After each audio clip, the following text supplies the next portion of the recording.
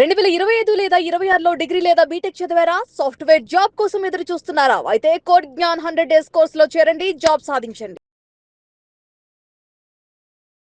నమస్కారం శశికాంత్ గారు. నమస్తే. ప్రాపర్టీకి సంబంధించి రిజిస్టర్డ్ డాక్యుమెంట్తో ఉన్నది కూడా కొన్నిసార్లు క్యాన్సిల్ అయ్యేటువంటి అవకాశం ఉంటుందా? డెఫినెట్లీ అండి. ఎలా అంటారు అసలు అది? రిజిస్టర్డ్ డాక్యుమెంట్ ఎస్ఆర్ఓలో అంటే సబ్ రిజిస్ట్రేషన్ ఆఫీస్లో జరిగిన తర్వాత ఆ డాక్యుమెంట్ స్ట్రాంగ్గా మీ పేరు మీద ఉంటుంది. ఆ డాక్యుమెంట్కి వాల్యూ ఉంటుంది ఖచ్చితంగా. కానీ ఆ డాక్యుమెంట్ని ఎలా ఎగ్జిక్యూట్ చేస్తారు అక్కడ అన్నది మోస్ట్ ఇంపార్టెంట్. చాలా సందర్భాలు ఉంటాయండి. కొన్ని సందర్భాల్లో మీరు రిజిస్ట్రేషన్ సరైన వ్యక్తి నుంచి చేసుకున్నారా లేదా, అవతల వాళ్ళు అసలైన ఓనర్సా కాదా, మీరు లీగల్ ఒపీనియన్ సరిగ్గా తీసుకోవాలి.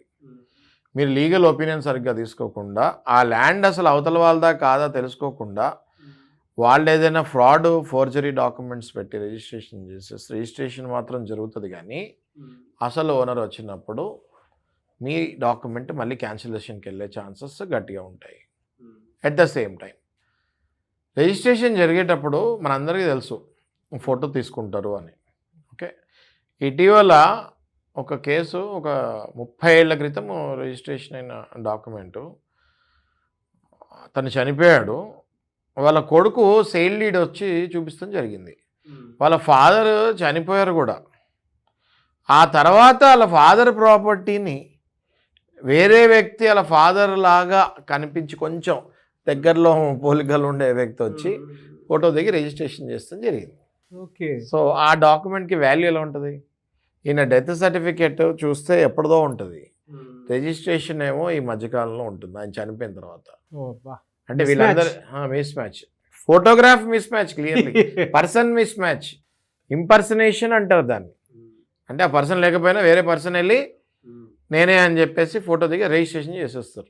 కబ్జాకోర్లు, కబ్జాదారులు అన్నీ చేసే పనులే ఇవి.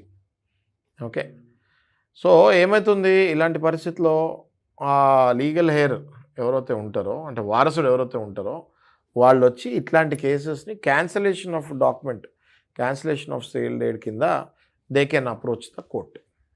ఓకే, ఇంకా ఇవన్నీ కాకుండా నారాజ్ గారు కొంతమందిని భయపడిచ్చి బెదిరించి రిజిస్ట్రేషన్ చేపిస్తారు. అంటే కొన్ని కేసెస్లో చూసుకుంటే సినిమాటిక్గా ఉంటుంది, సినిమాలు ఊరికే తీయరు.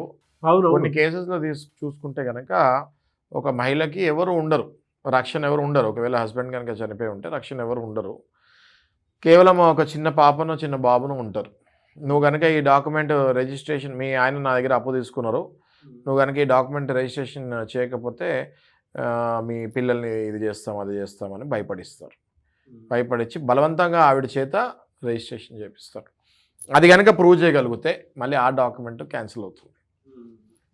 ఇంకా కొన్ని చోట్ల టెక్నికల్ ఇష్యూస్ ఉంటాయి నారాజ్ గారు. నేను మీ దగ్గర ఒక ప్లాట్ కొన్నాను, ఆ ప్లాట్ విలువ 10 లక్షలు, నేను మీకు 10 లక్షలు చెక్ ఇచ్చాను, ఆ చెక్ క్లియర్ కాలేదు. రిజిస్ట్రేషన్ రోజు నేను మీకు వచ్చి చెక్ ఇచ్చాను నాగరాజ్ గారు, ఆ చెక్ నెంబర్ మీరు ఎంటర్ చేశారు డాక్యుమెంట్లో, రిజిస్ట్రేషన్ జరిగిపోయింది. తెల్లారి నేను మీకు ఇచ్చిన చెక్ బౌన్స్ అయింది, దానికి ఎలా వ్యాలిడిటీ ఉంటుంది? అవును. సో మళ్ళీ ఆ సేల్ డీడ్ క్యాన్సిలేషన్ అవుతుంది.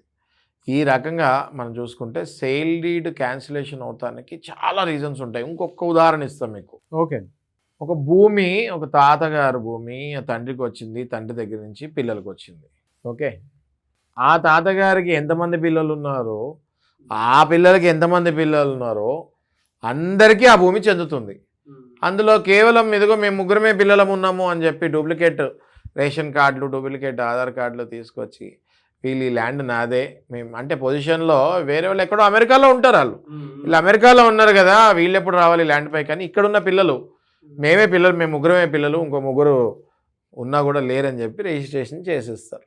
అట్లాంటి టైంలో కూడా ఈ డాక్యుమెంట్ చెల్లదు, మళ్ళీ ఇది క్యాన్సిలేషన్కి వెళ్తుంది.